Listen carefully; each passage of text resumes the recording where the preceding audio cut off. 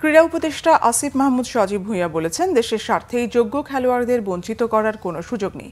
Player সিলেকশনে যেন স্বজনপ্রীতি বা সিন্ডিকেটের শিকার কেউ না হন, সে বিষয়ে বাফুফেকে সজাগ দৃষ্টি রাখতে হবে। এ বিষয়ে দুর্নীতির প্রমাণ পেলে জড়িতদের বিরুদ্ধে ব্যবস্থা নেবে সরকার।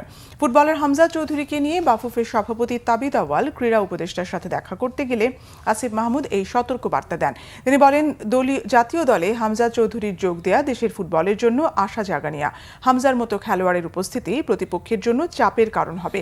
ক্রীড়া উপদেষ্টা ইতালি প্রবাসী ফুটবলার ফাহমিদুল ইসলামকে প্রাথমিক ক্যাম্প থেকে বাদ দেওয়ার বিষয়টি জানতে চাইলে বাফুফের সভাপতি ক্রীড়া উপদেষ্টাকে জানান, যোগ্যতা অনুযায়ী সবাই যার যার জায়গা করে নেবে। তিনি জানান, ফাহমিদুল প্রতিভাবান হলেও সে অনভিজ্ঞ এবং তার পজিশনে দলে অভিজ্ঞ ফুটবলার থাকায় তাকে ভারতের মতো গুরুত্বপূর্ণ ম্যাচে দলে রাখেননি কোচ।